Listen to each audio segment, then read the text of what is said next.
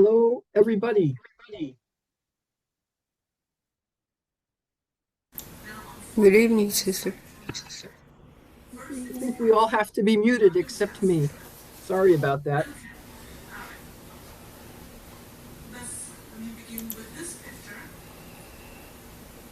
I'd like to begin with a passage from the prophet Isaiah. Isaiah chapter 45. This is an antiphon that the church uses in Advent. Let the just one descend, O heavens, like dew from above, like gentle rain, let the skies drop it down. Let the earth open and the Savior bud forth. Let justice also spring up. I, the Lord, have created this.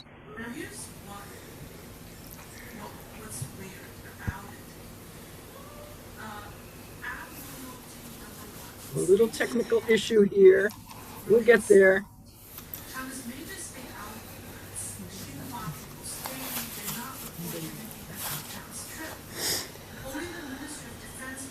Here I am. Thank you. Okay. Am I spotlighted, or it will be? Okay. So I'm very glad to welcome you to this session on the infancy narrative of the Gospel of Matthew. My guess is that pretty much everybody here is more or less familiar with the story. But there might be a few surprises for you along the way. I hope so. But before we really begin to look closely at the Matthean text, I just want to offer a couple of key ideas for you to keep in mind. The first is what a gospel is not. So it's not a biography. It's not history the way we modern people understand it, with its emphasis on facts. So that's the first thing. And the second thing is to talk about, well, what is the gospel then? And there are three things to say about that. First, it is the good news, right? That's the meaning of the word in Greek, evangelion, and in English, God nos, gospel, good news. So that's the first thing. The second thing is, if you think about the content, it's a collection of sayings, stories, and memories about the man, Jesus of Nazareth. And the third thing a gospel is it was shaped by its author for a particular community. So those three things are awfully important to kind of hold on to as we begin. The gospel writers, all four of them, were not really interested in helping people know about Jesus. They wanted them to know him. And you can see that that's the realm of faith building rather than fact gathering. So tonight, I'm hoping that we'll be reading Matthew's text as a way to build our own faith just a little bit more. And if you get some facts along the way, well, that's bonus. So now I'd hope that we'll get to a slide. There it is. Very good. Okay. This is an image of our evangelist from the Lindisfarne Gospels, books that were written and illuminated more than 1,200 years ago on a small, windswept island off the northeast coast of England. Sister Marianne and I were actually there on a pilgrimage. It seems like about 100 years ago, but it was really only 20 years ago. So I have a special affection for that place. The picture offers us an idea about how Gospels were composed. Basically, you see here that Matthew is taking dictation from an angel. That was the idea in medieval Britain. And it is still the idea of a lot of people in 21st century America. It might be your idea.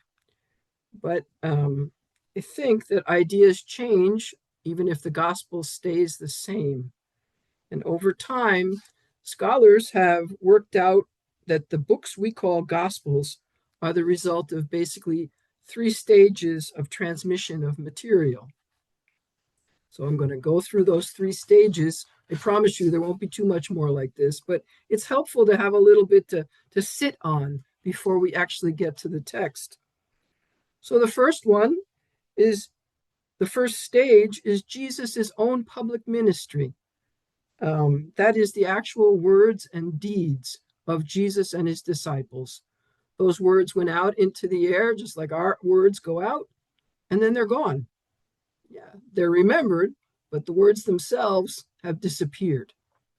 So that's stage one. Stage two, the so-called oral tradition, which was both oral and oral, right? You don't need to write things down when you have a lot of eyewitnesses. That's why all of the photographs that are sitting in your albums at home don't have any writing on the back to explain who those people are. That will happen after, you've gone to heaven and your children and your grandchildren look at them and say, who the heck is this? I don't know. But that's the thing. When you have a lot of eyewitnesses, there's no need to write things down, right?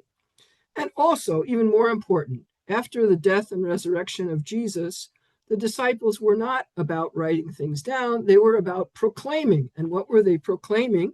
They were proclaiming that Jesus was alive. So they spoke of his deeds, his words, and they also said he was going to return soon.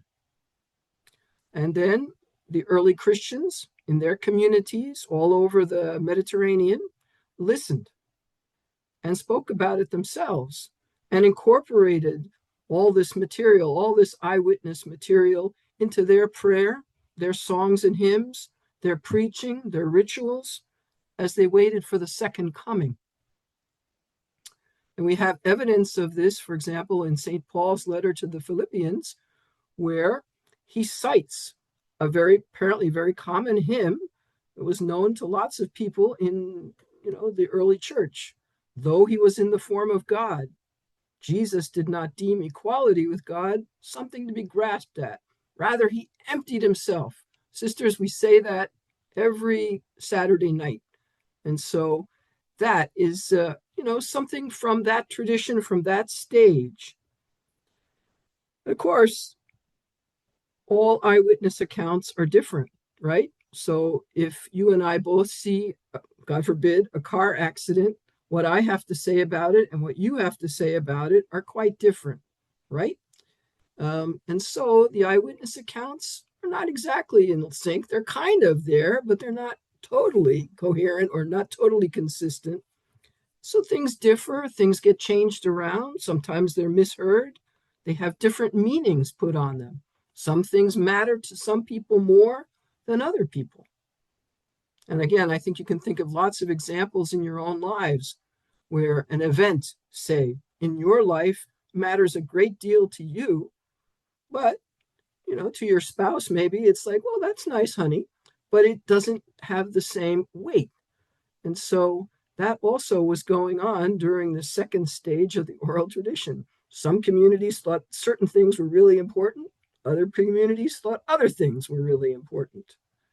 All of it was percolating, if you will, in the Mediterranean world. So that went on from the time of Jesus's death and resurrection in the early 30s through the 60s, when there was a great deal of persecution of Christians, and St. Paul and St. Peter and many others were martyred, into the early 70s. And at that time, the Roman Empire had gotten tired of the rebellious Jews, and so they destroyed Jerusalem. And at the same time, somebody, who we call Mark, began to write. And so he was the first writer of the Gospels. And by the year 70, the other thing was Jesus had not yet returned. And many of the eyewitnesses were gone, again, whether from natural causes or because of all these persecutions. It was time to write things down, and that became the work of those who compiled and composed the Gospels, Matthew, Mark, Luke, and John.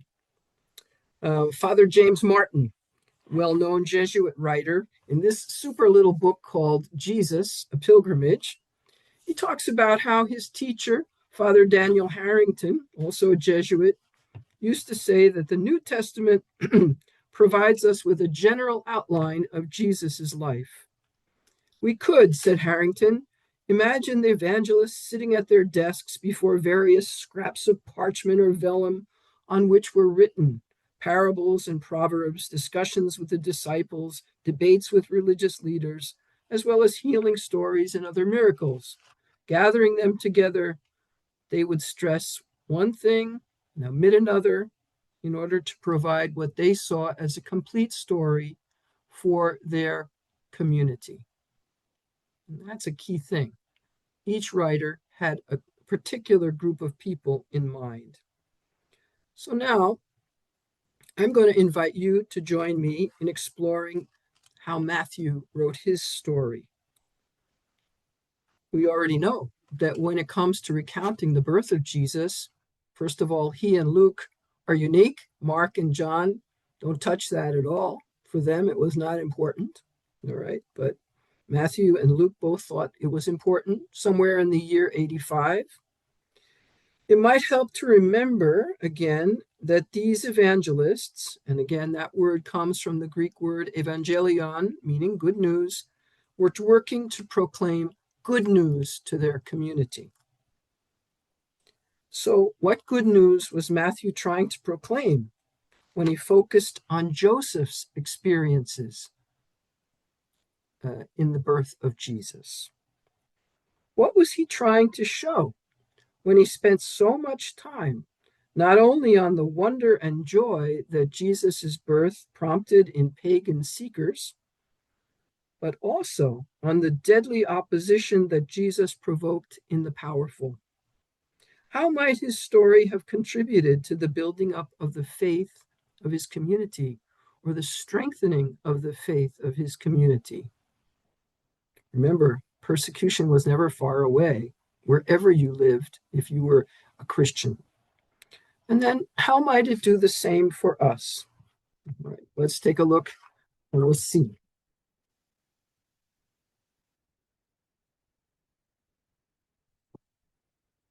Okay, so what I did here was I just thought, well, I'll try to divide it into 6 parts, this gospel: the genealogy, Joseph's first dream, the visit of the Magi, the second dream of Joseph, Herod trying to kill Jesus, and the massacre of the innocents, and Joseph's third and fourth dreams, which led to the return to Israel to Nazareth. The first part is the least familiar, I suppose, although we hear it in church, we're like, oh no, it's not that one again. But yeah, it's the least familiar, and it's also the most difficult for us to spend time with, and that is the genealogy of Jesus according to Matthew. So that's where we're going to go first. And I just say I like these images very much. The notion of the Jesse tree, this is a very incomplete family tree of Jesus, stemming from Jesse, the father of David. But as we'll see in our text, there was a long chunk of generations before Jesse. So we can go there now. Okay. Well, I certainly am not going to read it all to you, but I did highlight some things on my paper, and then Sister Fung, who, by the way, has been absolutely first rate. She is the technical whiz genius of this whole project tonight. She also highlighted the things I had highlighted. So let's begin. The first thing I highlighted was the words, the genealogy of Jesus Christ. Literally in Greek, the word is the genesis of Jesus. So right away, we're hearkening back to the book of Genesis. We're hearkening back to the beginning. So we tend to think of John as the only one who sort of thinks about things before, but it seems like Matthew was doing a little bit of that too. And I also learned as I was getting ready for this, yes, the book of the Genesis, I learned that in the Eastern Church, one of Mary's titles is the Book of the Word of Life, which I think is so beautiful. And it really, I thought it was very fitting. So just a little side note there. We can see this genealogy is not to be understood as a historical record, but it's a way to situate Jesus in relation to memorable characters of Israel's history. And in this chunk of the genealogy, there are plenty of memorable characters. We notice, again, at the very beginning, highlighted in blue, not too easy to see, I'm afraid, Jesus Christ is known as the son of David and the son of Abraham. And it's interesting that Matthew puts David first, even though David came after Abraham. I think he does that because he really, really, really wants to emphasize Jesus's royal descent, or David's descent into Jesus. He wants to emphasize Jesus is royalty. But he also wants to emphasize that Jesus is a son of Israel. And so we see that he is also a son of Abraham, the father of Israel. Now we also see in the green, we see three of the ladies there: Tamar, Rahab, and Ruth. And there's another one. I guess it must be on the next page. Bathsheba, not named, but the woman, the wife of Uriah, who became the mother of Solomon.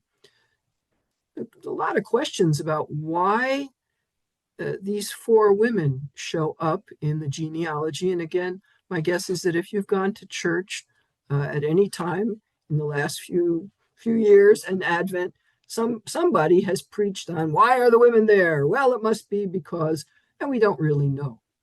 That's the answer. But we can see that they were kind of outliers. So we see that Rahab, Ruth, and Bathsheba were not Jews or Hebrews, Israelites. They were outsiders, outlanders. So that's kind of interesting. They were foreigners. Only Tamar was of Israel. And Tamar, I don't want to go into her whole story, but she's the only woman in Genesis who's actually praised and called righteous. So there's that. And then the other thing you can say about these three plus Bathsheba is that they were quite resourceful. Each one of them had to deal with difficulties and a lot of difficulties and people set against them. Tamar's father-in-law Judah was set against her. Her husbands were set against her. Rahab was a prostitute who helped Joshua's spies, but she had to work out how to avoid being killed when Joshua played the battle of Jericho. She had to figure that out. And then we know perhaps the story of Ruth, how she was left a widow and then went with her mother-in-law Naomi back to Israel, and then had to figure out a way to get to know Boaz. And so all of that, the resourcefulness of these women, I think, is significant, perhaps. At any rate, women of bold action, perhaps a reminder of the women disciples. I don't know if I want to go that far, but I hope it is true. Okay, let's go on to the next page. And here she is. You notice that her name doesn't get mentioned. Solomon's mother, the wife of Uriah. And then, we continue on down and we go all the way down to the sons of Josiah, who was a good king. Israel had good kings and bad kings. Josiah was one of the good kings. But at any rate, it didn't matter because his sons were some of the bad kings. And so Israel, Jerusalem particularly, was basically forced into exile. And a large number of Judeans were exiled to Babylonian by the Neo-Babylonian Empire. And this exile is usually dated from the destruction of Jerusalem and Solomon's temple in 587 BC. And then those people were in Babylon. It wasn't chattel slavery like we had here in the United States, but they were exiles in a foreign place, and they had to build up a life there in Babylon. And they were there until 538. So about 50 years that they spent in Babylon until Cyrus, the king of the Persians, um, destroyed the Babylonians and sent the Israelites back home. And if you want to know more about that, read the second and third book of the prophet Isaiah, and also the books of Nehemiah and Ezra, and get a good idea of what was going on. But nevertheless, we see something there. Okay. Now, after we get to after the Babylonian exile, things become a little bit more fuzzy.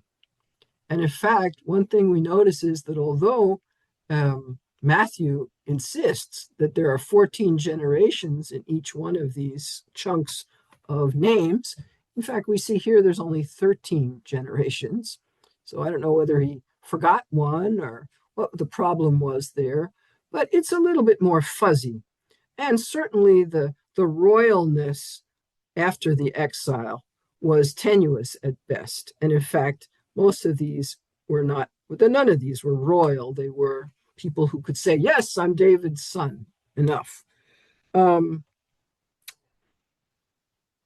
The genealogy comes down to Joseph, again highlighted in very dark blue, sorry about that, the husband of Mary. Of her was born Jesus, who is called the Messiah. One of the big problems I think that we often think about is, well, okay, if Joseph was not the biological father of Jesus, well, then why are we seeing a genealogy that basically highlights all his ancestors? Well, scholars say that Matthew's gospel, written with a focus on the Jewish mindset, and Matthew was probably writing for Jewish Christians, traces the legal descent through Joseph by accepting Jesus as his son, as he does in chapter 1, verses 24 and 25. Joseph confers upon him the legal status of Davidic heritage. So he gets his legal status that way. In Jewish culture, adoption or acceptance as one's own child embedded the son within the adoptive father's lineage, legally granting him every right of inheritance. So that allows him to be known as Son of David, Jesus to be known as Son of David. But before we go on to the next slide, I just want you to notice something here, that all the other, or most of the other genealogical points, like so and so became the father of so and so, right? It's all fathers, no mothers, with those 4 exceptions. But here, Joseph, the husband of Mary, period, of her was born Jesus, who is called the Messiah. Mary gets, Mary has her own something here that's different from those other 4 women, and it's most certainly different from all these patriarchs. It's something special, although she's not going to be highlighted very much in Matthew's gospel. Here, she has pride of place. The last thing I'd just like to make sure everybody is aware, the word Messiah. We hear it a lot, and we're hearing it now a lot. Oh, come, divine Messiah, right? Messiah means anointed one, right? And it's the same word that in Greek is Christos and in English is Christ. So when we say Jesus Christ, we're not saying his last name, like my name, Nuala. It's not like that. It's Jesus, the anointed one, is basically what we're saying there. I just wanted to make sure everybody knew that. Probably you did, but forgive me. I taught this for a long time, so I had to deal with a lot of people who slept through all catechism classes. Okay, so if we move on, please. And here we have Matthew summing it up very nicely and saying that there are 14 generations, 14 generations, 14 generations in Jewish culture and lore. 7 is the number of perfection. So twice 7 is twice the perfection. Very significant. But seriously, well, that's serious, but what I like to say is Matthew uses this book of the Genesis of Jesus to establish Jesus's place in the history of Israel. So now, finally, we can look more closely at the story of Jesus himself as he enters into the story of his people.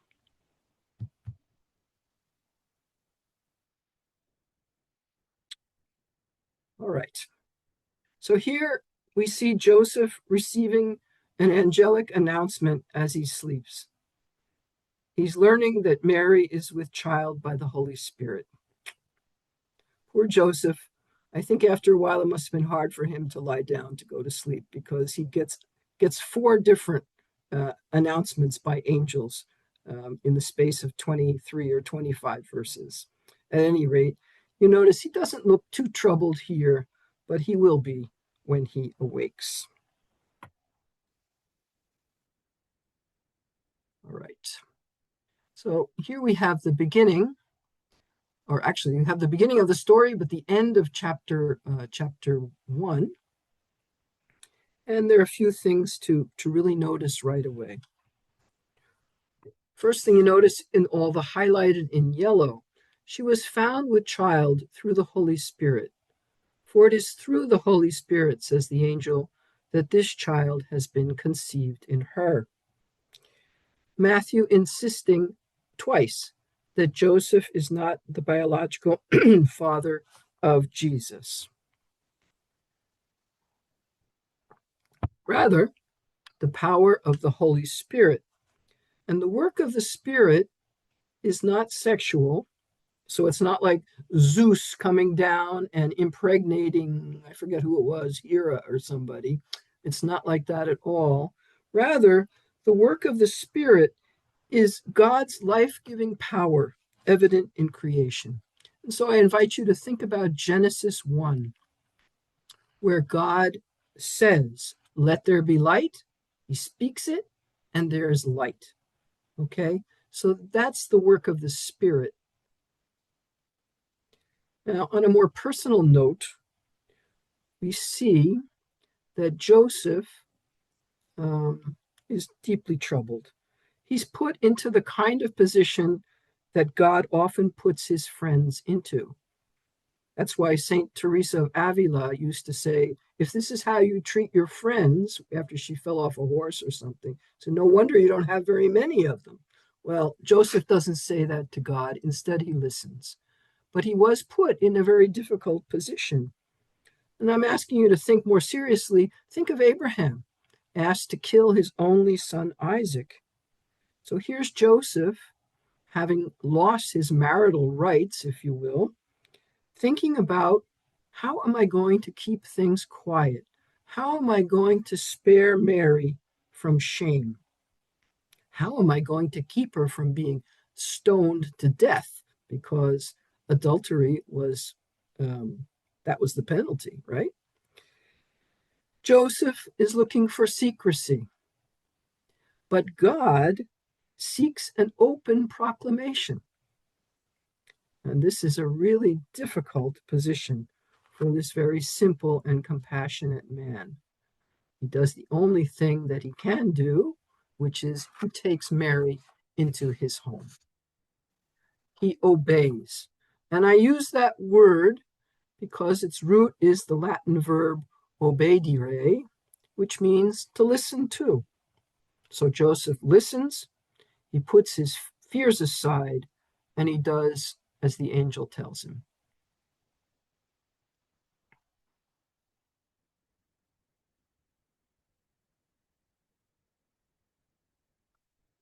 Now, here in verse 22, we see all this took place to fulfill what the Lord had said through the prophet. Behold, the virgin shall be with child and bear a son, and they shall name him Emmanuel, which means God is with us. So a couple things here. First of all, Matthew, especially in these first two chapters, but he does it elsewhere in the gospel, 12 times in all, he cites a text, often, almost always from the prophets of the Old Testament, as a way to connect Jesus with the history of Israel and its relationship with its God, Yahweh, the Lord. Right? So one of the things that I've learned when I started really studying the Bible, I learned that the books of the Bible talk with each other. They're constant dialogue with each other. And here we see Matthew in dialogue with the book of the prophet Isaiah. Okay. And why? I mean, besides wanting to be that way and connecting that way for his people, he wants to make a very clear message. Jesus is the fulfillment of the promises made to Israel by the Lord through the prophets. And he wants his community, those Jewish Christians living most likely in Syrian Antioch, to understand that from the get-go. Now, in addition, there's the names. So the first name, Emmanuel, is a Hebrew name. And if you look at it, you can see at the end you have El, right? El. And El is one of the ways of referring to God. All right. So in this name, it means God is with us. Emmanuel, just like Nathaniel, there are lots of them. Okay. I don't know what they all mean, but you can find out. They all have El. God is there. But the most important thing to understand here is we see Matthew translating this Old Testament name. He's translating it into Greek. Remember, he wrote the gospel in Greek, translates it into Greek for his Greek speaking and Greek reading community. And in a way, Matthew is literally translating. That is, he's carrying over. That's what translate means, literally, okay? It's from the Latin latus, which means carry, and trans, which means over. Okay, so he's translating that name and its meaning from something old into something new. A new way with a capital W, distinct from the old way. And of course, we have the name Emmanuel in English. By the way, this idea and many others are not original with me. Of course not. They are borrowed from the insights of Erasmo. Let me see if I can show it to you here. Well, I can't really give it to you too well. Sort of like that. It was terrible. Anyway, it's a big book. It's the Erasmo Leva Merikakis. His book is called Fire of Mercy, Heart of the Word, Meditations on the Gospel According to St. Matthew. This is a remarkable 3-volume Lectio Divina on the entire Gospel. It's very dense and very beautiful. And those of you who knew Sister Therese, she has all 3 volumes and she poured over them. So that to me is as much a recommendation as anything else. Merikakis is really a beautiful, beautiful writer, dense, but beautiful. So at any rate, okay, moving on, how about the other name? He named him Jesus. This is a Latinized version of the Greek form, Jesus, of the Hebrew name Joshua. And what is the meaning of Joshua? God saves. Well, that's a lot for a little child to carry. But as Isaiah chapter 9 reminds us, a little child will lead them. So once again, the one testament speaks to the other. Okay. In chapter 1, then, we've covered about 1,500 years of history in about 25 very dense verses. Like the other gospel writers, Matthew does not waste words. It's very economical. And so let's move on to the next slide.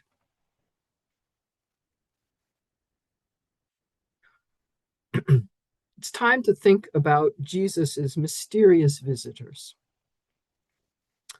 I've always loved this image from Autun Cathedral in France. Here are the three kings, neatly tucked up in bed, crowns on their heads, and that lovely angel.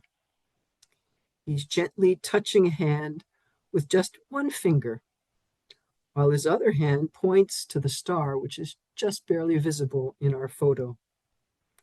I think there's so much tenderness here. And at the same time, I see a certain urgency. Rise up, kings, get moving. The king is waiting. So now we're going to look at the next slide and look at the text about this visit. Okay.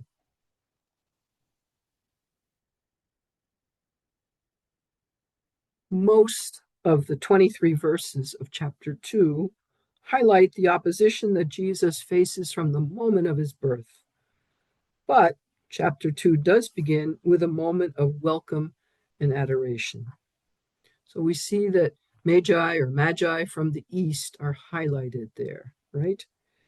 Magi from the east, meaning pagans, not Jews. Probably some kind of caste of astrologers. They come to do the newborn king of the Jews homage. Like Mary and Joseph, they have had an experience of God, although in their case, it's a God that they do not know. This experience has impelled them to leave everything and follow the star. They want to do him homage, in our translation, but literally, they want to bend down to the ground before him. It's pretty radical kind of thought there. Now, turning to the reaction of the Jews, Jesus' own people, well, what do we learn? And here in green, we learn that when King Herod heard this, he was greatly troubled, and all Jerusalem with him. Well, of course, another king of the Jews? That was his title, his right. Later, in Luke's gospel, another Herodian king, Herod Antipas, will question Jesus about his identity just before Jesus is crucified. So right here, we see the antagonism between Jesus and the Herodians established. All Jerusalem, it says, which is kind of typical of the writers, how they'll say everybody was there. Every Tom, Dick, and Harry was there. It just indicates, I think, it indicates how important this news was when these mysterious visitors arrived, including all Jerusalem includes the chief priests and the scribes. And they recognize Micah's prophecy right away, and you, Bethlehem, and so on, even though Herod, allegedly a Jew himself, does not. Okay. Now, one little thing that I think I forgot to mention, and I want to, if you don't mind, can we go back for a minute? Thank you. Take a look at the last word or last line in the prophecy from Micah. A ruler who is to shepherd my people Israel. Now, I think this must have added insult to injury to Herod. The shepherd king was a very common trope in Near Eastern mythology and its whole notions of kingship. The kings might have been really, really bad, but they liked the image of the shepherd king, and most especially in Israel, the shepherd king, starting with David, was an obvious image, but it could not have applied to Herod at all, since he was very famous for his cruelty. And in fact, he even killed members of his own family. So, shepherd my people Israel, not a chance. And yet, here is something from the prophet Micah saying, this is going to be a real shepherd. No wonder Herod had to get rid of this rival at once. Okay, let's move on to the next slide, please. And here is to talk about the star. When I was preparing the first time around, I looked to see, well, what do people say about the star? And they talk about, well, maybe it was Halley's Comet, or maybe it was a conjunction of Jupiter, and I forget what other star or other planet, or maybe it was this, or maybe it was that. But then I read Merikakis again, and I thought that you would probably appreciate this a lot more. So he comments about the exchange between Herod and the Magi. Pardon me. And he says, first he asks a question. He says something. Sorry, he makes a statement. He says, what is light to the seekers of truth is also condemnation, a source of danger and exposure to those who deal in darkness. Then he asks a question. Did the Magi not see the star again just outside Herod's palace? What kept King Herod from seeing it himself? Because apparently he hadn't noticed it. Did he have to do more than step out onto one of his rooftop terraces, where he would have had the whole night sky of Palestine at his disposal? And then Merikakis goes in for the analysis, the kill, so to speak. Herod was a prisoner in the airless sky of his own mind, where no stars can shine, because the skull is too hard, impermeable to the light. When the Magi saw the star, they were indeed looking at a sign provided by grace, but they were also looking at the light of their own faith, objectified in the airborne brightness suspended in the night world. And finally, Merikakis observes, to find something that is given, one must first be looking for it. To understand an answer, one must first have asked the question. Otherwise, the explanation will sound like a foreign tongue or like empty silence. Let's just sit with that wisdom for a moment. To find something that is given, one must first be looking for it. To understand an answer, one must first have asked the question.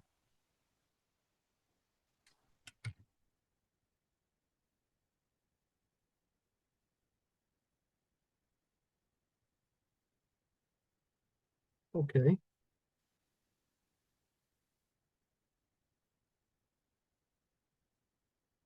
Here's Joseph trying to get some sleep after the birth of Mary's child. But it's not the baby that won't let him, it's an angel. Danger is brewing.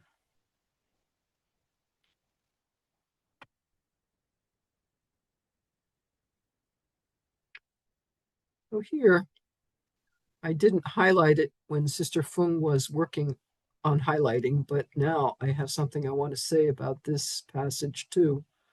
When the wise men, the Magi, had departed, behold, the angel of the Lord appeared to Joseph in a dream and said, rise, take the child and his mother, flee to Egypt, and stay there until I tell you. Like his ancestors Abraham and Jacob, and of course Joseph, this Joseph receives another command in his sleep. And like them, he's only given a partial itinerary. Go and stay there until I tell you. Once again, he is not permitted to know the whole plan, but is asked instead to listen and respond in faith. And like his ancestors and like so many others, and maybe, most likely, you, and maybe sometimes even me, he does that. Most of us are unable to tell what happens. We do things. Okay.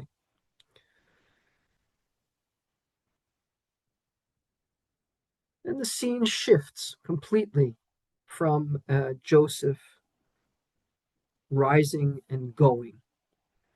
And instead, we're back in Bethlehem. And by the way, Bethlehem, what does it mean? Beth means house. You've probably seen lots of temples. Beth Israel, Beth Shalom, right? Beth means house, and Lechem is bread.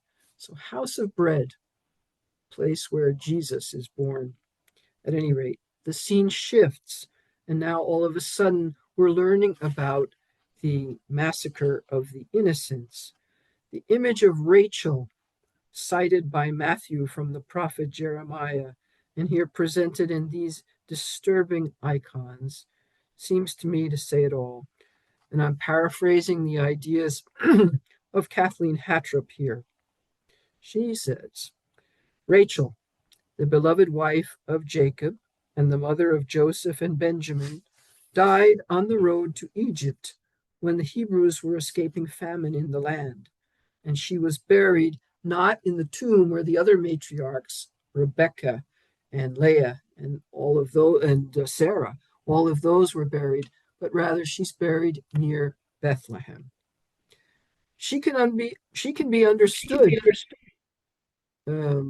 She can be understood not only as mother of Joseph and Benjamin, but in fact as mother of all Israel, who somehow suffers with them and weeps for them even after her death. The prophecy here that Matthew quotes from Jeremiah is understood to point to Rachel's link to her people during the time of exile. So this prophecy has, in some sense, Jeremiah looking at the exile going on, refers to Rachel and has her weeping there. And now Matthew brings her and has her weeping here.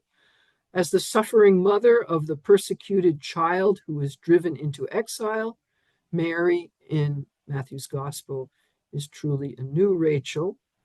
And then finally, Hattrop says, indeed, on a very human level, it's easy to imagine Mary weeping, not only for the persecution and exile of her own son, but for the lives of all the boys who were massacred in the attempt to kill her child. Rachel weeping for her children, she would not be consoled since they were no more.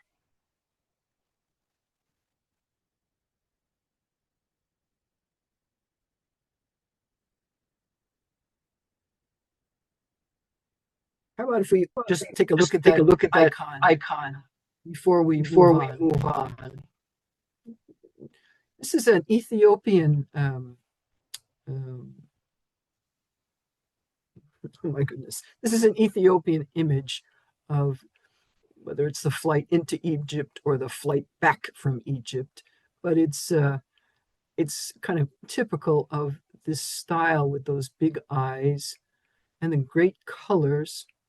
And again, I think it's really important for us Western Christians to realize that Ethiopia has had a Christian population since just almost the time of Christ, just a little bit after the Ethiopian Christian community developed.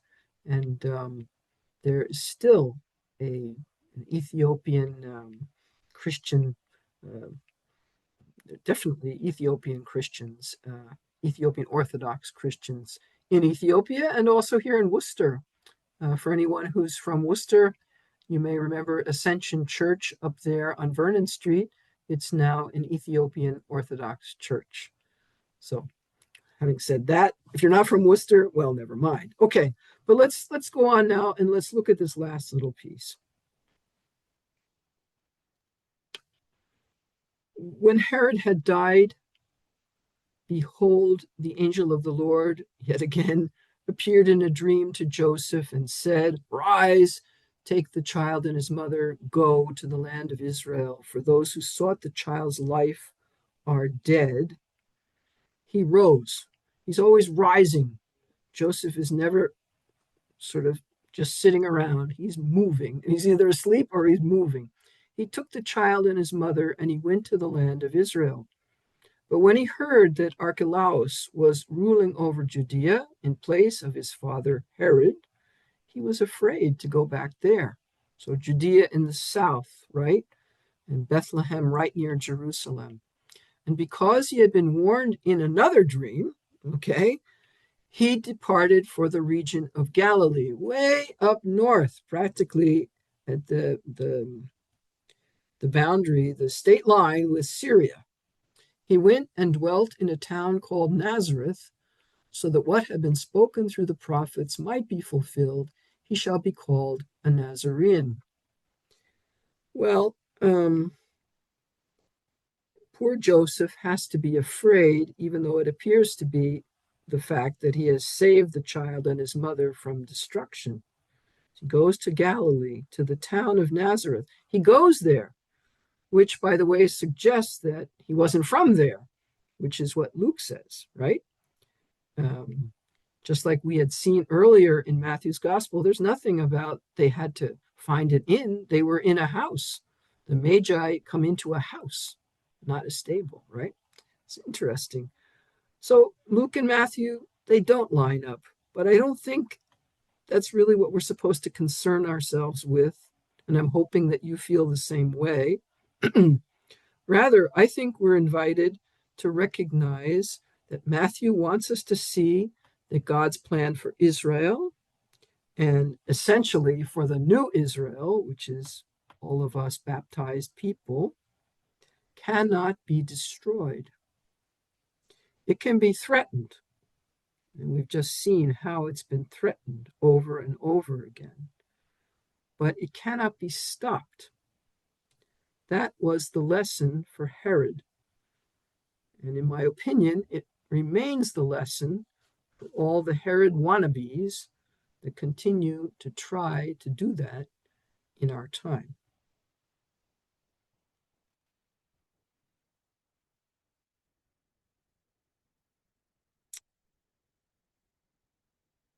Our Christmas story can be very sentimental. And I don't think there's anything wrong with a little sentiment. But at the same time, Matthew calls us to remember that this Christ child was hunted down, but he was not grabbed. It's important to think or to remember that this hunting by the powers that be turned the Christ child into a refugee, taken hastily by night from his own country and brought into a foreign land with all the terror and uncertainty that such a move could bring. Well, friends, this story is still being lived out today by many children and their parents all over the world, including in our own country. It might be a good point for our prayer these days as we turn our hearts and minds toward Christmas.